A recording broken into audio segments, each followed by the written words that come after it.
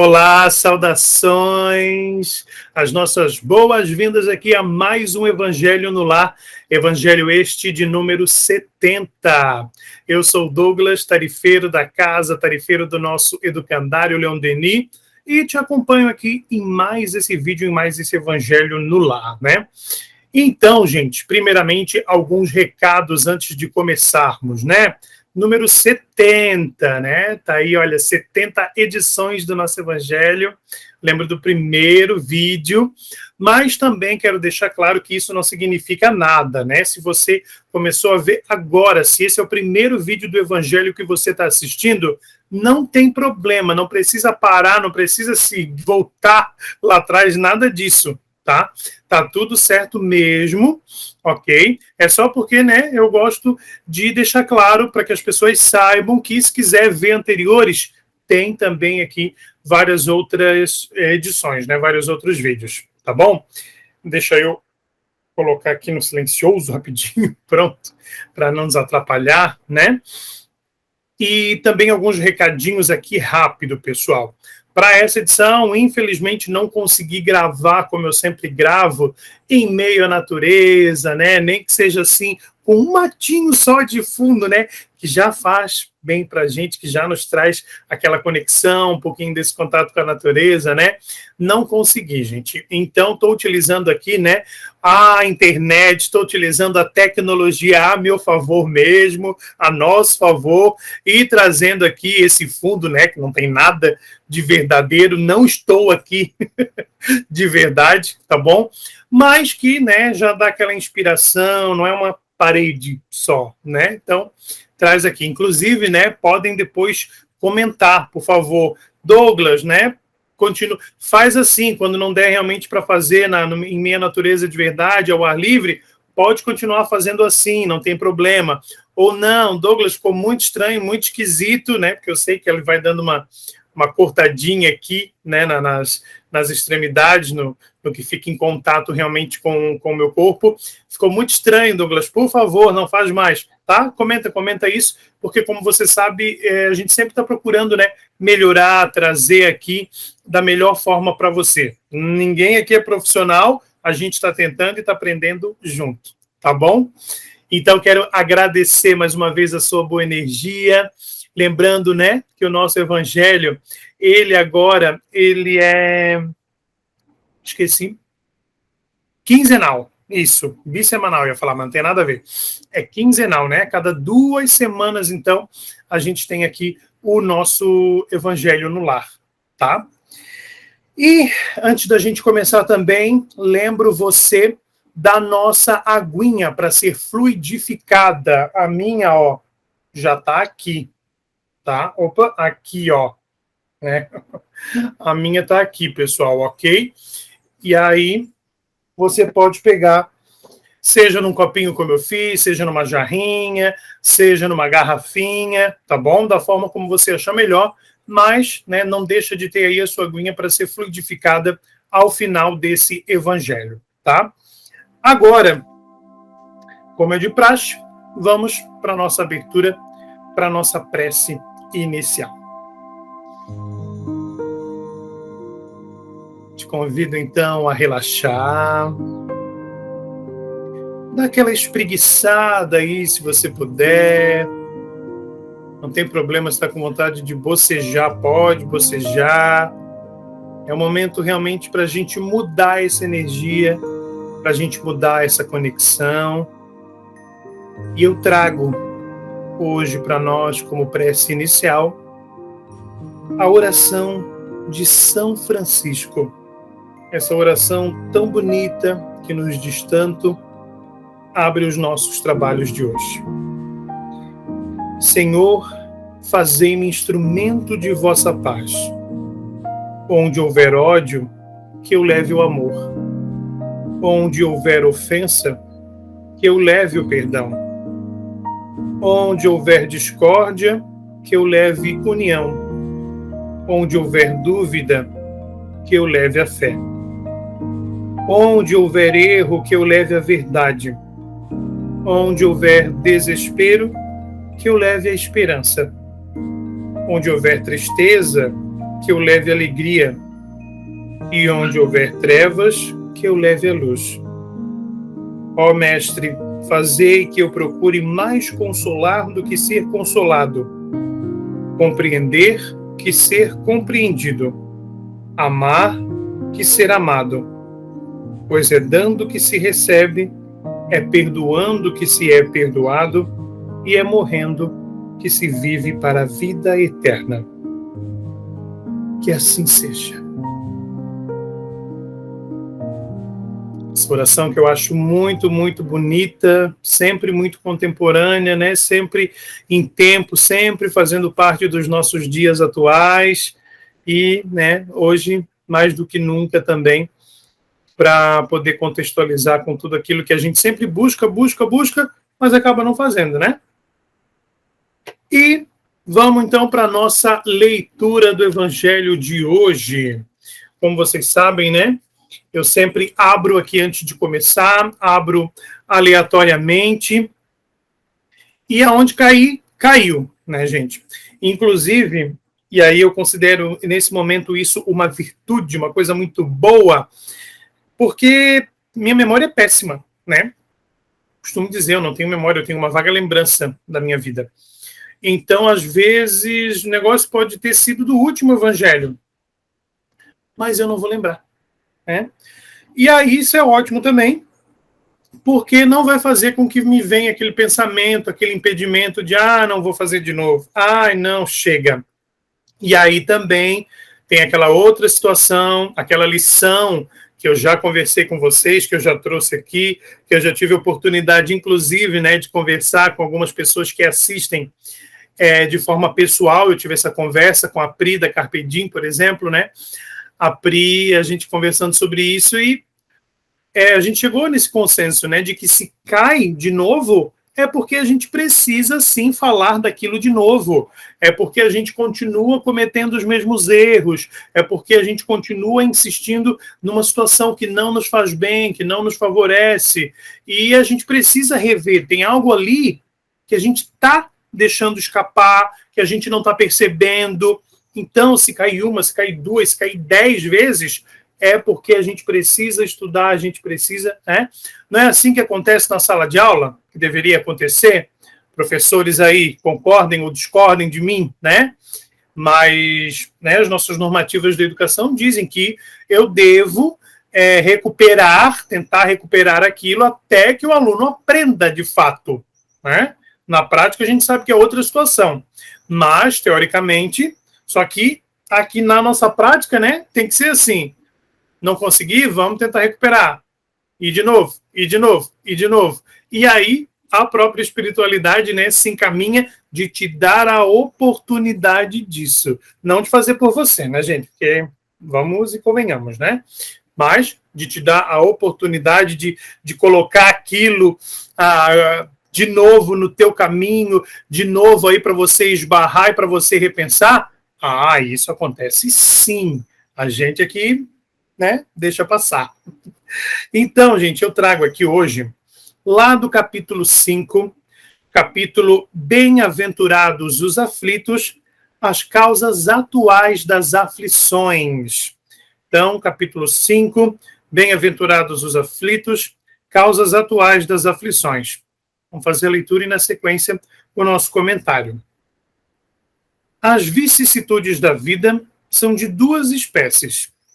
Se assim se quer, tem duas fontes bem diferentes que importa distinguir. Umas têm a sua causa na vida presente e outras fora dela.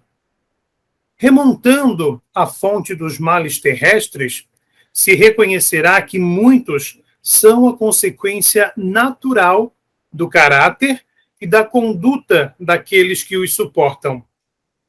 Quantos homens tombam por suas próprias faltas? Quantos são vítimas de sua imprevidência, de seu orgulho e de sua ambição? Quantas pessoas arruinadas por falta de ordem, de perseverança, por má conduta e por não terem limitado seus desejos? Quantas uniões infelizes porque são de interesse calculado ou de vaidade com as quais o coração nada tem. Quantas dissensões e querelas funestas se teria podido evitar com mais moderação e menos suscetibilidade. Quantos males e enfermidades são a consequência da intemperança e dos excessos de todos os gêneros. Quantos pais infelizes com seus filhos porque não combateram as suas más tendências no princípio, por fraqueza ou indiferença, deixaram de desenvolver neles os germes do orgulho, do egoísmo e da tola vaidade que secam o coração. Depois, mais tarde, recolhendo o que semearam, se espantam e se afligem pela sua falta de respeito e ingratidão.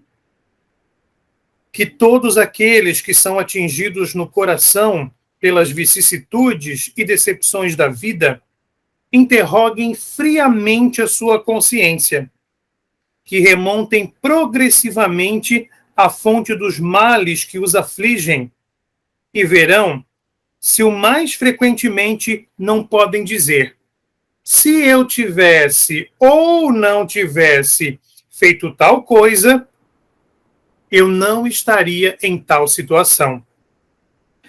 Há quem, pois, culpar de todas as suas aflições, senão a si mesmo? O homem é, assim, num grande número de casos, o artífice dos seus próprios infortúnios. Mas, ao invés de o reconhecer, ele acha mais simples, menos humilhante para a sua vaidade, acusar a sorte, a providência, a chance desfavorável, sua má estrela, enquanto que sua má estrela está na sua incúria. Os males dessa natureza formam, seguramente, um notável contingente nas vicissitudes da vida. O homem os evitará quando trabalhar o seu aprimoramento moral, tanto quanto para o seu aprimoramento intelectual. A lei humana alcança certas faltas e as pune. Condenado pode, pois, dizer-se que suporta a consciência do que fez, mas a lei não alcança e não pode alcançar todas as faltas.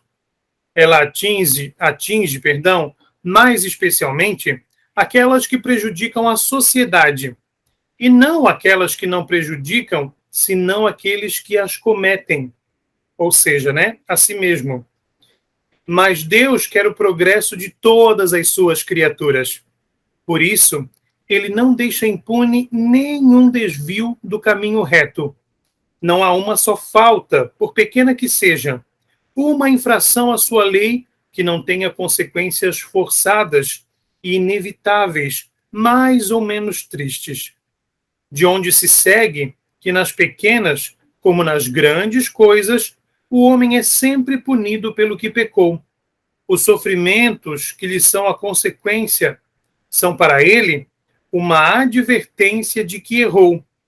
Eles lhe dão a experiência fazendo-o sentir a diferença entre o bem e o mal, e a necessidade de se melhorar para evitar, no futuro, o que lhe foi uma fonte de desgostos. Sem isso, não teria nenhum motivo para se emendar, e confiando na impunidade, retardaria o seu adiantamento e, por conseguinte, a sua felicidade futura. Vou terminar aqui esse trechinho. Mas a experiência, algumas vezes, vem um pouco tarde, quando a vida foi dissipada e perturbada, as forças desgastadas e quando o mal não tem mais remédio. Então o homem se põe a dizer: se no início da vida eu soubesse o que sei agora, quantas faltas teria evitado? Se fosse recomeçar, eu faria tudo de outro modo, mas não há mais tempo. Como o obreiro preguiçoso diz, eu perdi minha jornada. Ele também se diz, eu perdi minha vida. Mas da mesma forma que para o obreiro o sol se ergue no dia seguinte e uma nova jornada começa, permitindo-lhe reparar o tempo perdido, para ele também, depois da noite do túmulo, brilhará o sol de uma vida nova, na qual poderá aproveitar a experiência do passado e as suas boas resoluções para o futuro. Lembrando, né? Esse é capítulo 5, Bem-aventurados os aflitos, o item Causas atuais das aflições. E o que eu vejo muito aqui, gente, traz um pouquinho, né, daquela máxima que é: a gente aprende pelo amor ou pela dor. Ou seja, a gente aprende realmente vendo, ouvindo, né, alguém e colocando aquilo em prática na sua vida sem precisar sentir consequência nenhuma, ou a gente aprende realmente pelos erros, pela dor, sabendo que aquilo que a gente fez não dá certo e agora eu tenho que arcar realmente com os frutos disso. Até porque, né, eu ia falar assim do brasileiro especificamente, mas é do ser humano um pouco, né, para a gente não generalizar também. Mas ser humano, né, não generalizar, mas ser humano a gente está generalizando amplamente, vamos dizer assim. Nós não temos o hábito, né? Muita gente acaba não tendo o hábito de fazer um planejamento de muitas coisas intelectuais e muitas coisas morais. E como a gente sabe, né, como também é uma das máximas do Espiritismo, são duas asas que precisam voar juntas. Se só uma bate e a outra vai bater tempos depois, não voa, né? Acaba não voando, acaba não saindo do chão, acaba não evoluindo. Então a gente usa essa forma lúdica, né, de falar das asas. Alguém que bate uma asa só, um passarinho que bate uma asa só, não voa, né? Ele tem que bater as duas asas ao mesmo tempo. E é isso que acontece com essa questão intelectual e essa questão moral. A gente precisa tentar alcançar ambas em um mesmo nível. Uma não é mais importante do que a outra. A gente precisa, né, nivelar e fazer, né, ter atitudes, ter pensamentos, enfim, evoluir de uma maneira com que elas se igualem, com que elas estejam realmente equiparadas. E a gente ou faz uma coisa ou faz outra, né? E nós vivemos, a gente vive um dos maus do século, né? A questão da ansiedade. E cada vez mais as novas gerações nos mostram isso. Não significa que as outras gerações, quem já está aí com 30 e pouco, que é o meu caso, 40 e pouco, 50 e pouco, não tenham não tem ansiedade. Sim, tem sim, né? E aí justamente isso entra em ação e faz com que a gente viva o agora. E aí sim, tem, né, toda uma situação, vamos viver o agora, vamos. Só que eu preciso de um pouquinho de planejamento, né? É claro, né, que eu não posso pegar, pirar e ficar ali travado numa coisa que vai acontecer dali a 5 anos. Calma, tá? Mas assim, eu tenho que saber ao menos o que eu não quero para minha vida, certo? O que eu quero já é uma outra história. É um pouco mais complicado. Mas eu saber o que eu não quero, nossa, já é muito bom, vai te ajudar muito. Mas, às vezes, a gente não sabe, né? A gente está nesse caminho aí, nessa busca aí ainda. E aí a gente não consegue fazer um planejamento, a gente não consegue olhar lá no futuro e a gente se preocupa, né, com o agora, com o hoje. Não, isso vai ser bom para mim hoje, né? Quero saber do agora. Só que, obviamente, vai ter as consequências, né? E as consequências da situação planejada, por ser planejado, quando a gente fala em planejamento, obviamente eu estou, né, falando do futuro. Eu estou vendo lá na frente, eu estou tentando. O planejar é isso, né, gente? Colher bons frutos lá no futuro, não só agora. E também aqui a gente tem a gente vive, né, uma situação que é de muita hipocrisia da humanidade, que é o seguinte: eu quero plantar batata, mas quero colher repolho. Então a gente não quer fazer as coisas pensando no amanhã, pensando no futuro. E a gente quer realmente colher o que não plantou.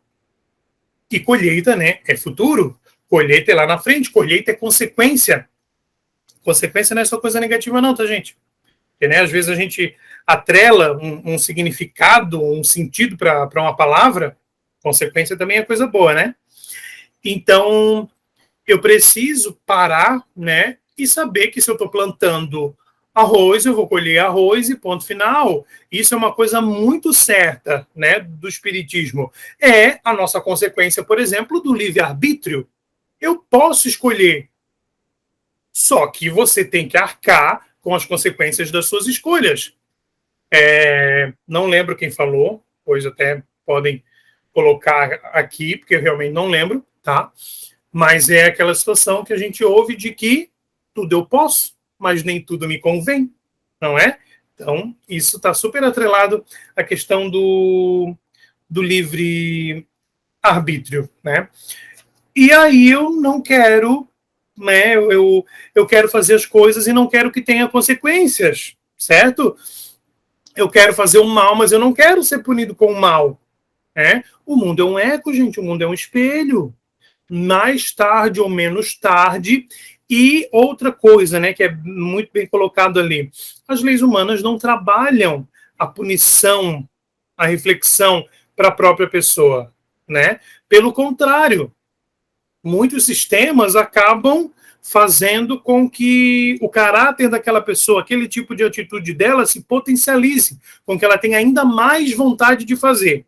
Não estou aqui questionando sistemas prisionais e afins, não é nada disso. Estou fazendo uma conversa muito mais ampla de intenções, tá? Então, embora discorde, tá? Né, pessoalmente, ok? De algumas situações nesse sentido, mas não vou entrar nesse âmbito da conversa. E o que eu vejo, né, é que acontece isso, né? Nós cada vez mais imediatistas, cada vez mais impulsivos, a ansiedade levando a isso tudo, uma preocupação gigantesca com o ter e não com o ser, e o ter eu tenho agora. Mas o ser leva tempo. O ser é construção. Mas, né, o dom da procrastinação, uma palavra bem difícil, preciso falar com calma mesmo, da procrastinação, né, que é o famoso empurrar com a barriga, também é uma outra situação que só faz com que eu tenha consequências que não são desejadas. Não vou nem falar negativa, okay? Porque às vezes é algo que você precisa e não que você quer. E a gente só quer coisa boa, mas às vezes o que a gente precisa é uma coisa assim nem tão boa. Por quê? Que a gente precisa aprender, tá? E eu vou parar por aqui porque, né, como vários temas, vocês sabem, se deixar dá para falar muita coisa, dá para trazer muitos assuntos, contudo, né, gente, tudo eu posso, mas nem tudo me convém, tá? Então, né, mas continuem a conversa, continuem, né, aí nos lares de cada um o assunto. Aqui é só para instigar, é só para despertar, tá bom? Nos encaminhando, então, para a finalização aqui do nosso Evangelho. Vamos retomar a nossa mente a um estado de tranquilidade, pensando naquilo que nos faz bem, naquilo que nos traz paz, que nos traz harmonia, e que desperta o melhor em mim, o melhor para aquilo que eu desejo, o melhor em mim para os outros, mas principalmente para mim mesmo, para a minha evolução, para os meus objetivos e para a minha felicidade enquanto caminho, enquanto estrada, enquanto opção, e não como propósito, não como meta ou objetivo. Que a gente aprenda a fazer essa escolha da felicidade sempre. Nesse momento também, rogamos pela fluidificação das águas, através da nossa espiritualidade sempre positiva e amiga, que nos prepara todo esse melhor aqui comentado através dessas energias, através das substâncias que cada um têm aí em seus recipientes. E assim, somos gratos por mais esse momento. Que assim seja. E o nosso brinde, então, não pode faltar com a nossa aguinha fluidificada.